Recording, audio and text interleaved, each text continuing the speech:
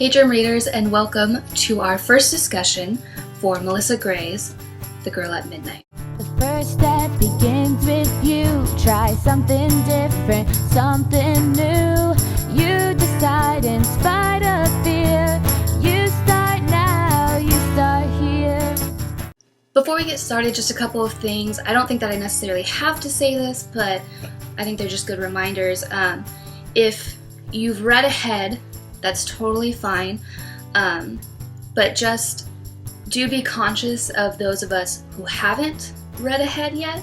And so if you're going to ever reference anything that happens past chapter 20, just call out a quick spoiler alert so the rest of us will know not to listen. The other thing is that all opinions are valid. We're not here to be right or wrong. We just want to share our thoughts and ideas. So let's be respectful and considerate to everyone. Alright, now let's get into it. Let's begin with general ideas and predictions. First of all, I really like the writing style so far. I love her use of imagery, that it's really vivid without being overdone. So she has to give us this idea of a world that we've never seen before, and she's doing that really well without kind of breaking it down too much. So we still get to use our imagination and kind of piece it together ourselves, but getting the general idea of what she's imagined. I also like her use of contradictions throughout. Let me try to find an example. So in chapter 7, she said, "The moment was beautiful like her and as tranquil as still waters. Naturally, that was when the world erupted into flames." And there's just little things like that that are just kind of said in passing, but it holds this water versus flame kind of opposite contradiction. And I just think it's really cool how she's been able to kind of pepper that in throughout. And that's just the first third of the book. So it'll be interesting to see how else she kind of carries that out. I also really like the idea that in this world of bird people and dragon people, they have their own myths that people don't believe. They just, count it out as a fairy tale. And I think that's so interesting that they still have their own, that though their world seems like nothing is impossible to us, they still have their doubts. I also really love Echo's sense of humor, that she really feels like a teenage girl. She's super sarcastic and witty and a little thick-headed and stubborn, and I think it all plays together really well, and she's super well written. I also really like all the pop culture references, because it has always really bugged me when there's a modern day story that has to do with magic that for whatever reason this culture doesn't watch movies and they don't utilize technology. That has never made sense to me. And so even the part where Ivy's in the dungeon and she's asking him if he's the good cop and he seems confused and she said, "I've seen movies," that line alone was awesome for me. I was so glad that it's okay, these are teenagers in 2015. They watch movies. And I just feel so many times in the fantasy genre that's just kind of looked over. People who do magic are too good for pop culture. So I thought that was a really neat little thing that she put in, that she's made sure that yes, they do magic and they also watch movies. Speaking of Ivy in the dungeon, I think it's so interesting that she got abducted. Obviously that gives Echo a lot more motivation to go and find the Firebird. But it almost for a second made me think is she involved in some way? And I think that would be a really interesting twist if something like that were to happen. Especially when you see her having that conversation and she's kind of cowering against the wall and asks him how he lost his eye, and she got kind of dark and seemed really proud of her culture, which is great, but she did it in such a dark way. It makes me I don't know, like I want to see a little bit more of that dark side, but I also wonder like what might come of it. So I was also wondering what might come of Perrin's bracelet. He called it his bat signal when he gave it to Echo, and then of course right after he gets abducted. So I'm wondering, like, surely something's gonna come of that, whether that's just how they find him and free him, or how that's gonna come into play at some point. But I'm really interested to see what's gonna happen with that. Finally, in the chapter that we ended, Tanith, like, could it have been worse timing?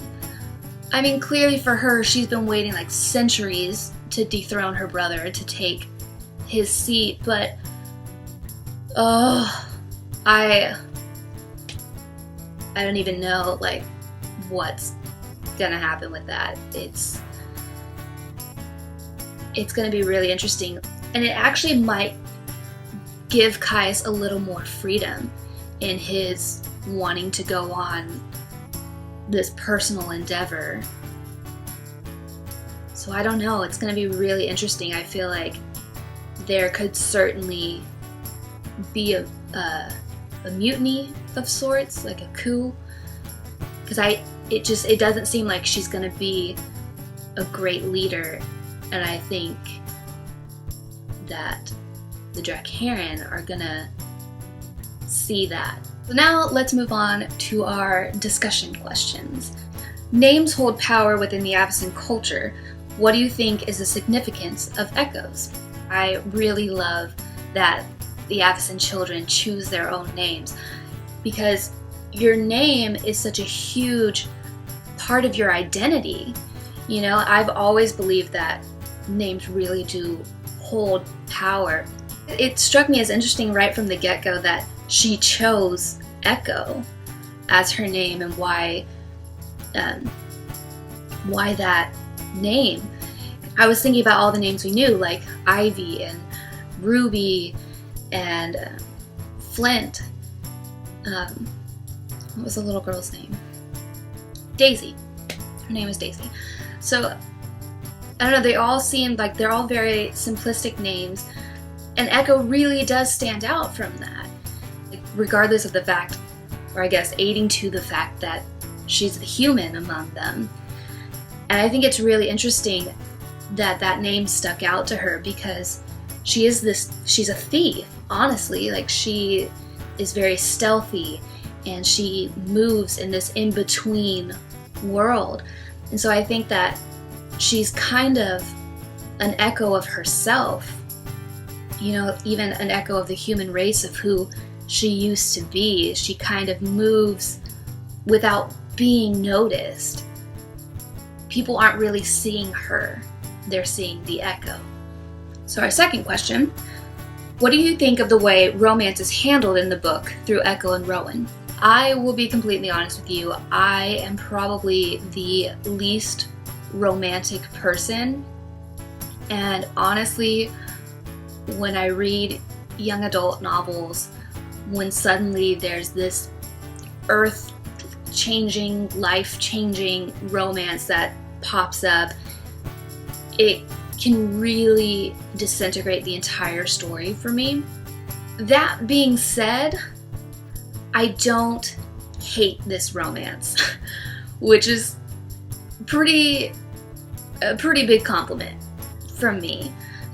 I like the fact that it's a pre-existing romance, so it's not like she's going through this huge adventure and also trying to win the heart of a boy.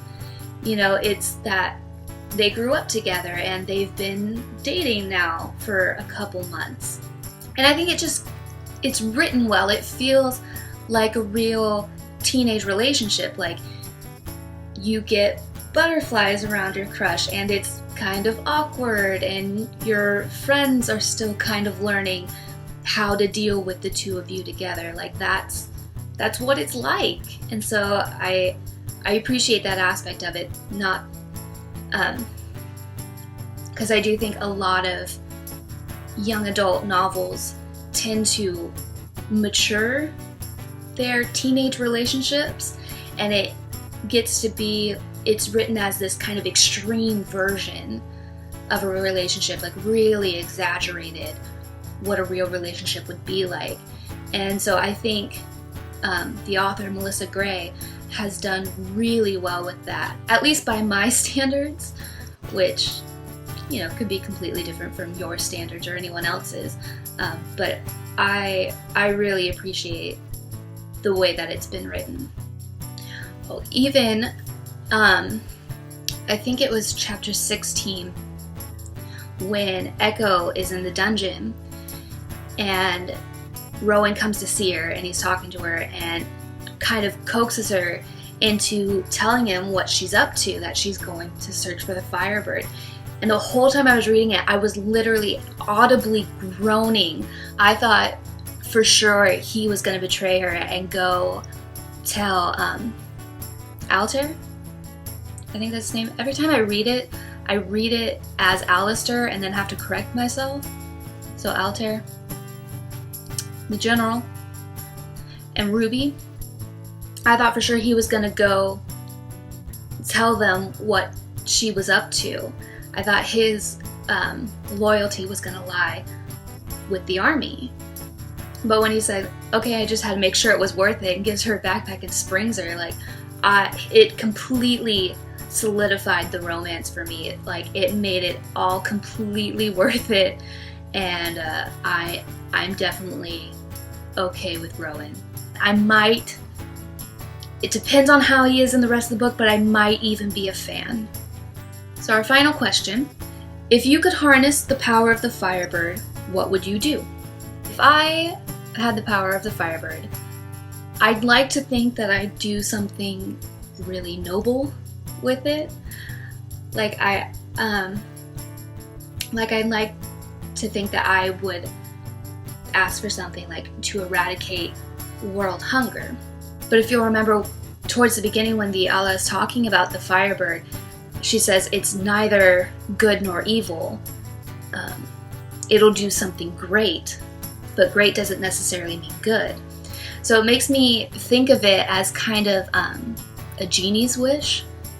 For those of you who are unfamiliar, when you make a wish with a genie, you have to be super specific. Otherwise, they'll end up granting the wish in this really sordid, twisted way that generally does more harm than good. So my thought is, if I were to have the power of the Firebird and just say, eradicate world hunger, it would probably end up with curing hunger in everyone so that we would never be hungry. So then we would stop eating, and then we would all starve to death. Which would not be great, and would be the exact opposite of what I was trying to accomplish.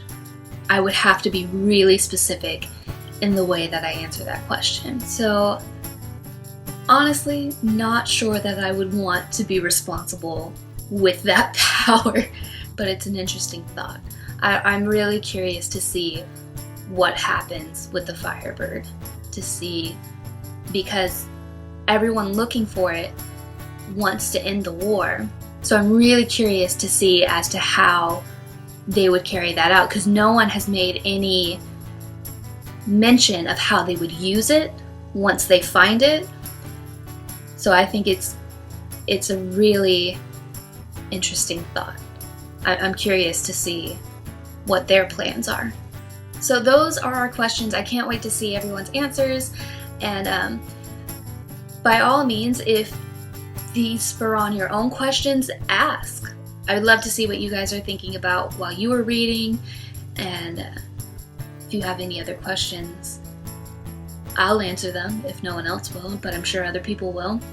Let's keep the discussion going. By no means are we limited to these 3 questions.